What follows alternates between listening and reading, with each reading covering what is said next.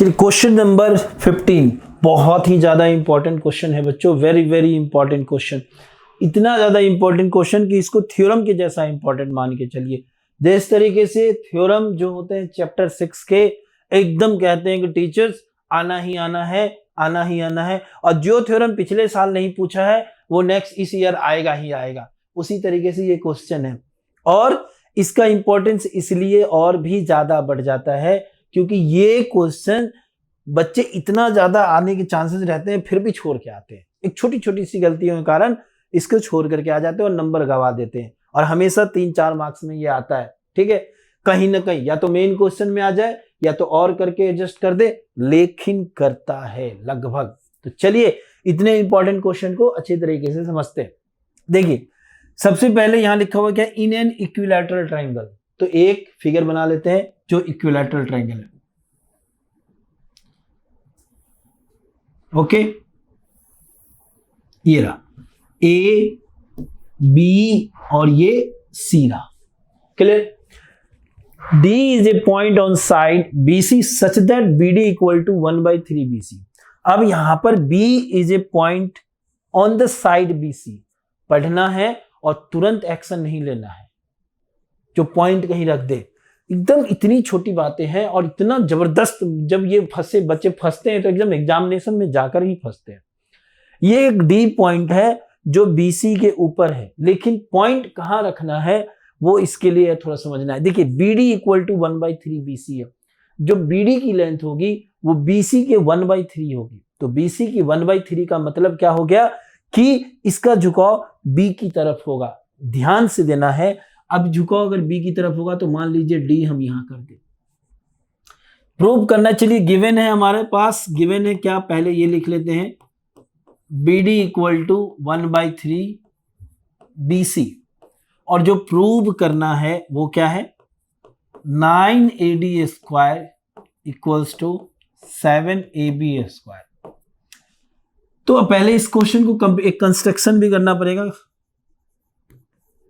तो पहले इस क्वेश्चन को कंप्लीट कर लेते हैं। इस फिगर को देखिए, ये यहां से है, ए से डी को मिला दिया, एक परपेंडिकुलर दे दिया, ई इसका नाम रख दिया। तो क्या है ये, A E perpendicular BC join AD। चलिए ठीक है, डन। तो ये हो गए हमारे, क्या है, ये फिगर है कंप्लीट हो गया, और ये क्वेश्चन की जितनी भी बातें थी ये सारी बातें कंप्लीट हो चुकी है। अब यहां पर एक चीज और, क्या है वो चीज, इस क्वेश्चन को कई तरीके से बताया गया है, लेकिन जो सबसे बेस्ट तरीका है जिससे बहुत आसानी से समझ में आ जाता है वो ये होता है कि इक्विलैटरल ट्रायंगल के साइड को आप ए मान लो। इससे क्या होगा, ए बी बी सी ए सी बार बार लिखने की झंझट से आप कम होगे, तो आपको ये क्वेश्चन थोड़ा आसान लगेगा। चलिए देखते हैं, प्रूफ के लिए स्टार्ट करते हैं। Let A B the side of equilateral triangle. ठीक है, ए क्या है, इसका साइड है, किसके, इक्विलैटरल ट्रायंगल के। ठीक है, हमें जब से क्वेश्चन हम इसको लिखेंगे, क्योंकि ये सब फिक्स शेड्यूल है, यहां प्रूफ का पी भी नहीं बदलता है, लगभग एक लेटर नहीं बदलेगा, सही में ऐसे लिख देगा। ठीक है, बदल के आ जाए पता नहीं, भविष्य का बोर्ड का कोई कुछ कह नहीं सकते हैं, लेकिन अभी तक जो ये क्वेश्चन आता है इसमें एक पी, प्रूफ का पी नहीं बदलता है, सेम रख देता है। अब इसमें हमें ध्यान रखना है कि मुझे ADE ट्रायंगल में जाना है, तो ADE ट्रायंगल में जाना है, तो ये तो अकॉर्डिंग टू दिस AD तो है हमारे पास, लेकिन बात कहां जाके रुकती है कि AE पता होना चाहिए, DE पता होना चाहिए, तभी तो AE और DE को मैं इक्विलैटरल ट्रायंगल के साइड में बदल दूंगा, तभी तो ये हमारा AB स्क्वायर यहां बनेगा। समझ में आ रही बात, कहानी क्लियर है। अगर मैं AE और DE को मैं चेंज कर दूं किस में, इक्विलैटरल ट्रायंगल के साइड में, तभी तो ये होगा। अब ये चेंज, लेकिन माइंड का टारगेट बना के रखना है क्या, ADE में जा। जिस तरीके से बता रहा हूं सोचना है, उस तरीके से क्वेश्चन आसान हो जाता है। अब यहां देखो, ये हो गया साइड, तो ये सारी चीजें पहले तैयार कर लेते हैं ई के लिए। देखिए जो BC है वो इसका मतलब क्या हो गया कि AB equals to BC equals to AC equals to सबके सब A बन गया टोटल। ठीक है, अब जो BE है, ये जो BE है वो क्या हो जाएगा, BC का हाफ हो जाएगा। BC का हाफ मतलब क्या हो गया, A/2 हो जाएगा। यानी ये जो BE है ये A/2 हो जाएगा। क्यों? जो अल्टीट्यूड होता है इक्विलैटरल ट्रायंगल के, वो उसके बेस को हाफ में बांट देता है। सेंस यहां लिख सकते हो ABC is a equilateral triangle, या आप पूरी कहानी लिखना चाहते हो तो पूरा कहानी लिख सकते हो। Altitudes of equilateral triangle divide the base into 2 equal parts. कितना जाना चाहते हो आप जा सकते हो। अब देखिए ये A/2 हो गया, लेकिन यहां समेट के रहने की कोशिश कीजिएगा, अदर चीजें इधर उधर की चीजें ज्यादा लिख दीजिए, क्वेश्चन बेकार हो जाएगा। अब यहां देखिए BD जो है वो 1/3 BC है। BD क्या है, 1/3 BC, 1/3 BC। इसका मतलब क्या हो गया, 1/3 A। इसका मतलब क्या हो गया, A/3। ये तो गिवन ही है। दूसरा, अब मैं यहां से DE में जा सकता हूं। अगर मैं BE से BD माइनस कर दूं तो DE मिल जाएगा। मिल गया। देखिए A के टर्म में, और A क्या है, इक्विलैटरल ट्रायंगल का साइड माना है। चल रहा है कहानी। अब देखिए DE निकालने के लिए क्या लिखूंगा, equals to BE minus BD। चलिए नेक्स्ट पेज में बाकी की बात करते हैं। पहले फिगर यहां बना लेते हैं।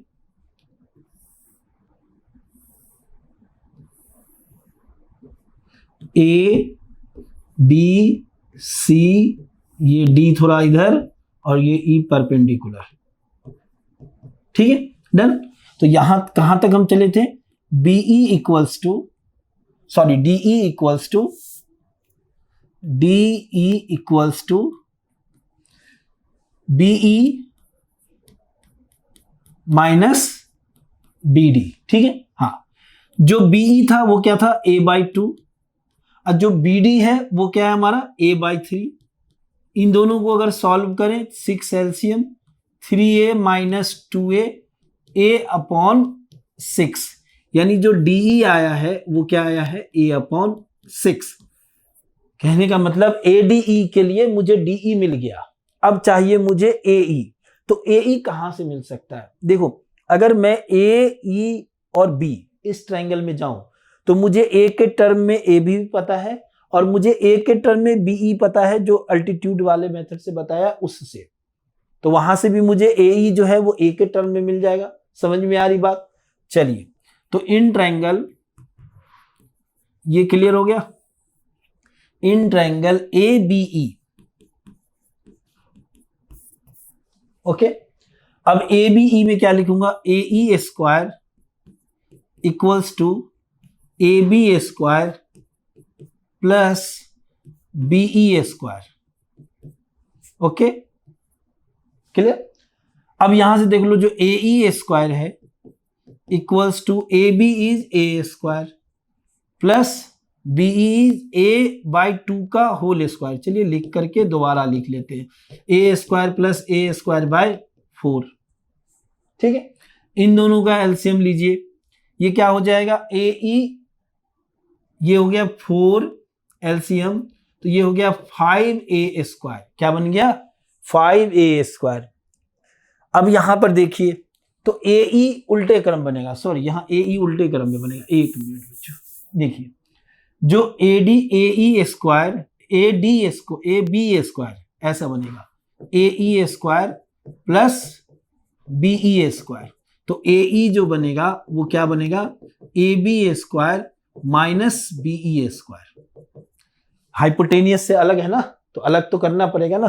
अब यह देखिए, जो AE स्क्वायर है वो क्या बनेगा, AB है A स्क्वायर माइनस A/2 का स्क्वायर, यानी A स्क्वायर बाय 4 बना। क्लियर।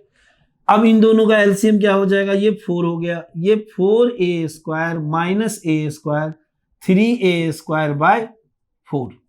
यानी ये जो AE बना है वो क्या बना है, 3A स्क्वायर बाय 4। ओके। अब हमारा AE भी तैयार, DE भी तैयार। अब हम चलते हैं ADE में, जिसके लिए शुरू से ही माइंड में क्या बना रखा है कि ADE में जाना है, और उसके लिए साइड पता कर रहे हैं, जिसके लिए इतना फॉर्मेट तैयार कर रहे हैं। अब हम उस काम के लिए चलते हैं जिस काम को सोच करके सारी चीजें तैयार किया था। देखिए इन ट्रायंगल ADE क्या लिखेंगे, AD square equals to AE square plus DE square. ठीक है, जो AE है वो क्या है, अभी अभी निकाला है 3A स्क्वायर बाई 4। जो DE है वो कितना निकला है हमारा, A बाई 6, यानी A स्क्वायर बाई 36। यहां हो जाना चाहिए, है ना। देखिए ये तो AD स्क्वायर है, तो AD स्क्वायर इक्वल्स टू, इन दोनों का एलसीएम क्या हो जाएगा 36, 4 9 जा 36, 9 3 जा 27, ये क्या बन गया A स्क्वायर प्लस 36 गया, ये आ गया फिर से A स्क्वायर। तो AD square equals to 28A square upon 36। किससे कैंसिल कर देंगे दोनों को, जो हो जाएगा 4 से हो जाएगा, ये 7 टाइम में, ये 9 टाइम में, तो क्या बन गया 9AD square equals to 7A square. अब ये जो A है उसको तो AB BC AC कुछ भी लिख सकते हैं, लेकिन लिखना हमें वही है जो प्रूफ में आया है AB। तो हम यहां क्या लिखेंगे 9AD square equals to 7AB square. तो बहुत ज्यादा इंपॉर्टेंट क्वेश्चन है, प्रूव्ड था ये, है ना। बहुत ज्यादा इंपॉर्टेंट क्वेश्चन है, ध्यान रखने के लिए जो तरीका बताया है वही अप्लाई कीजिए, कभी गलत नहीं होगी। कहां कहां गलती होती है पूरे अनुभव से बता सकता हूं कि इन जगहों पे गलती, अगर क्वेश्चन आ रहा है तब भी आप गलती करते हो, किन किन जगहों पे, तो ये देखो। एक तो सबसे स्टार्टिंग इसका फॉर्मेट थोड़ा ध्यान रखना, ठीक है। दूसरा ADE ट्रायंगल में जाना। तीसरा पॉइंट D जो प्लॉट करना वो ध्यान से करना। ये इधर हो जाएगा, ऐसे बना लोगे, ऐसे बना लोगे, ये इधर हो जाएगा, E डालोगे, सब डिस्टर्ब हो जाएगा, कहानी खत्म। सब जानते हुए भी धाराशाही, कुछ नहीं बनेगा, ठीक है। इन चीजों का ध्यान रखना है। फिर उसके बाद BE A/2 होता है, BD का पता है A/3 होता है, DE निकाल लेना। ABE ट्रायंगल में जाना, सही सही मिस्टेक मत करना कोई, ठीक है। जैसे यहाँ, तो उसके बाद AE पता चल जाएगा आपको। फिर उसके बाद ये वैल्यू रख के जो ADE ट्रायंगल में जाना और आंसर निकाल लेना, यही इसकी कहानी है, ठीक है।